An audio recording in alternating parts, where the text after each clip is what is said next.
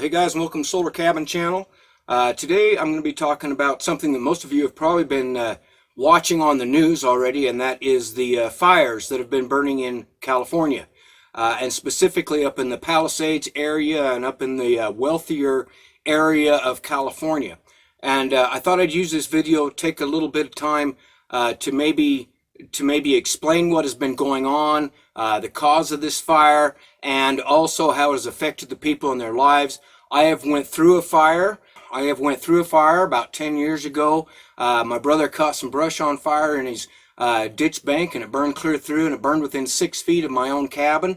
So I went through that and went through all the stress and everything of thinking that I was going to lose my place because it got that close to my house. So I understand from a personal perspective how that affects people. Very sad, and it's been reported now that there's been 16 reported deaths so far from this fire, and possibly more coming. But I waited until I did a little research on this fire because there was a whole lot of misinformation and finger pointing and anger, of course, and sadness over these fires. But the misinformation that got spread has really cause for concern because it's misleading people as to how this fire started, where it started, and what was involved. Now, this fire is up in what they call Palisades area. And if you've ever been to this area, this is mostly a very wealthy area, okay? A lot of Hollywood stars live up in this area, and these are on what they call California hills or arroyos, which is the very steep hills that go up the side, and then you'll have a very large house, what you would call a mansion, on tops of these hills. This is private land, okay? Now, some people have called this a forest fire. It was not a forest fire. It didn't start on state land or federal land. It started in an arroyo, which was probably private property, and they've traced it back to one home there that is on private property and probably started in an arroyo or a dry gulch full of brush and sagebrush and weeds and stuff on private property. It spread from there up, burned that house, and then set fire to other houses in the area. Now, this is private property. Now, I want to explain that makes it a lot more difficult for the firefighters to actually get into control in these areas.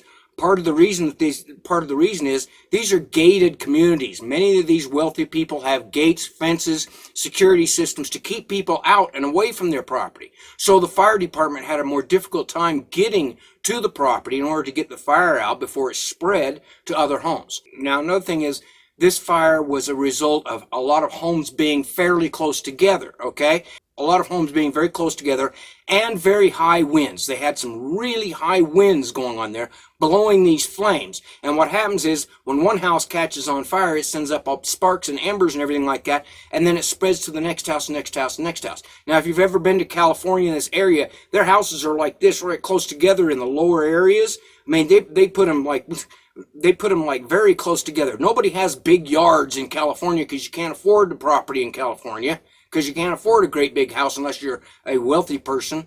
You can't afford it, so all the houses are really close together. So what happens is you get a fire in one house, and it spreads to the next house and just goes down the line, wiping out all the houses in a row. So you had a combination of factors there. Very high winds, very steep hills, making it almost impossible for the firefighters and houses that were close together. Now, the exact cause of the fire, nobody knows. Like I said, this wasn't on federal or state land. It was on the back of somebody's private property where they believe that it started, then burned that house, and then moved through and burned other houses all the way down, making it very difficult. Now, some other misinformation out there that has been spread is that the reservoirs have been drained and that there was no water for the fire department and the fire hydrants and things like that. After researching it, that simply isn't true. One of the problems that they had was one reservoir had been drained because the liner that they had put in the reservoir had leaked. But it was one reservoir, did not have any major impact on the amount of water that the firefighters had.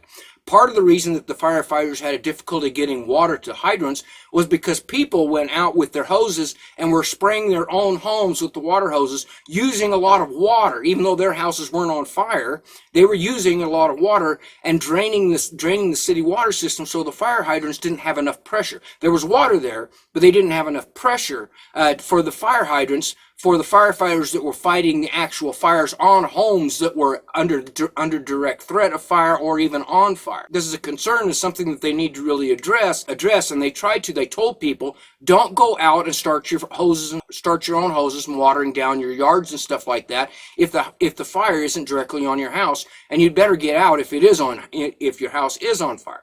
But instead, people went out, which they will do, trying to protect their own property, used a lot of the water that the firefighters needed to fight these fires. There's also been a lot of media that has focused on the wealthy homes. And let me tell you, there are some multi-million-dollar mansions in this area. Like I said, a lot of gated communities, a lot of private properties, big homes, and a lot of stars and a lot of people with famous names who were affected by this. And they got a lot of attention. And I can understand that. I mean, it's sad anytime anybody loses a home in a fire, okay? It's devastating even for wealthy people. But the wealthy will come out of it okay, all right? You know, they've got the wealth that they can afford great insurance that will pay for their houses to be rebuilt. They will, and many of the wealthy people have more than one house. Some of them have 2, 3, 5 houses. So if they lost a house, they're not going to be homeless. The people that are going to be most affected by this, the average people that were living in these shoebox houses next to each other, you know, the ones that work in the grocery stores, the gas stations, that provide services to the wealthy people, they're the ones who really are going to be affected because for one thing, California has had quite a few of these wildfires now that insurance companies are basically no longer wanting to cover any of these houses that are of a fire risk, and so they've actually canceled insurance policies for people that live in these homes. Okay? And I think that's wrong. I think it's very wrong. Insurance companies should not be able to cancel your policy just out of the blue, tell you no longer have fire insurance on your property, because people have paid in for years and years and years without a fire, and now all of a sudden they have no fire protection, and then something like this happens. And I also think that the insurance companies should be required to give you notice, at least a couple of years advance notice, that your policy that you will need to find a different policy before they can just up and cancel your policy. I think that's wrong. Something that Congress and state governments all need to address is forcing these insurance companies to take care of their customers that have paid into them for years and years. So that is another issue. Now let's get into some things that could have been done differently. Okay, and it actually has been done in many places, including in California. One of the things that people have talked about was, well, they need to reduce the weeds and undergrowth and that where these fires can get started so easily and burn so fast. I agree with that. And one of the things that they have been doing in California and many other places is now they're actually going through with goats. And if you have goats, you know that goats will eat anything. They'll eat weeds, they'll eat the limbs off of trees, they'll eat cardboard, okay? They don't care, they'll just eat it all down. And so now some businesses have started up where they'll take in hundreds of goats into these arroyos, these areas that are really difficult to reach. You couldn't get in there if you wanted to clean those out by hand power. They'll send the goats in there. The goats will go right up those arroyos and up those steep hills. They'll eat off all of that underbrush. But it does have to be done on a regular basis, and you have to have enough goats in order to take care of that. But there are businesses out there that are now doing that. Something maybe some of you homesteaders out there might want to consider if you have a goat herd is maybe renting them out to people, starting a business where you actually send your goats in and let them clean out the underbrush and places like that.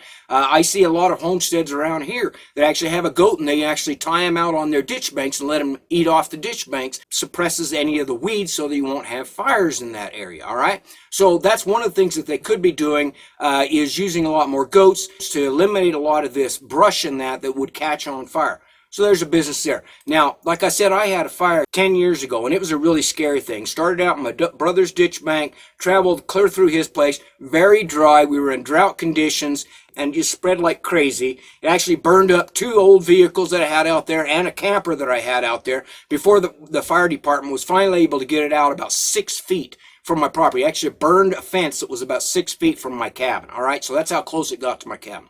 But from that experience, I learned to always take care of my property and not allow weeds and brush to get established and build up on my property. At that time, I was still working a lot of hours. I didn't have a lot of time to put into my homestead and clean it up like that. Well, after that fire, I learned my lesson. I went out and I got a riding lawnmower, and I keep everything mowed down. I keep all sagebrush and brush and anything that might catch fire back from my property. And you want to do this around your homesteads. Make sure that you don't have weeds and brush up near your homes, okay? Mow them down, or use goats, or use whatever you need to clear those brush areas out. Give yourself at least a 50-foot space around your house. Now, if you're up in the forest, that's probably not even going to be possible. That's a real risk if you're living up in high forest, especially pine forest, where they can spread really fast, a fire, but you can try to do some things. Now, another thing is you need to have water in case you do have a fire at your house. At that time, all I had was a well. I didn't have any major tank. I didn't have a pump that I could use. Since then, I've got what they call a trash pump, 2-inch hose, and an 1,100-gallon water tank that I can use. And if I did have a fire on the property, I would be able to suppress it pretty fast from that 1,100-gallon water tank. So those are things that you may want to consider if you're going to be homesteading in an area. Now, these fires like this, they always get lots of attention. But believe me, there's fires happening every day where people lose their homes. And the biggest cause of fires usually happen in the home, usually happen as a result of an appliance, usually happen as a result of an electrical appliance like a space heater or something like that tipping over, or from cooking. Those are the number 2 reasons that most people's homes burn down. If your home burns down, a lot of times it burns your neighbor homes down too, okay? So really be aware that you need to be focused on the fire dangers, not just outside of your home from a wildfire or something like that, but you really need to be aware of a fire potential inside your home. From appliances, especially this time of year, it's winter. A lot of people are using space heaters.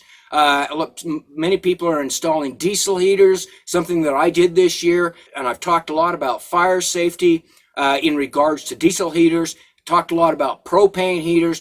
Those things all have a risk of fire. You need to be aware of the risk. You need to make sure that your wood stoves and that are all being well maintained, that you're cleaning your fireplaces, that you have smoke and carbon monoxide detectors in your homes. Make sure you go change your batteries. If you haven't changed them in a year, go change your batteries in those detectors, and make sure that you have a fire extinguisher in case you have a fire in your house. Because if your house catches on fire, there's a good risk that it's not just going to destroy your property. If you're in one of these homes that are real close together, it's going to destroy a whole bunch of other homes right around it too. Okay, again, I'm very sad and sorry for the loss for the people there.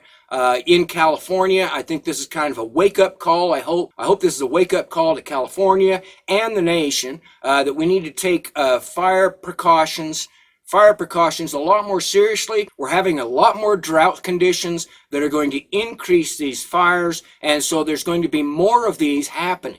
And it won't just be wildfires. It'll be fires in residential areas, urban areas, even the wealthy areas. As you can see, being wealthy doesn't protect you from a fire. All right, folks, I hope this cleared up some misinformation that may be spreading out there in the media, gives you some ideas and maybe some things to think about to protect your own homes from fire. And also, let's address the insurance companies, because this is a big issue, and insurance companies should not be able to collect money and then just cancel your policy.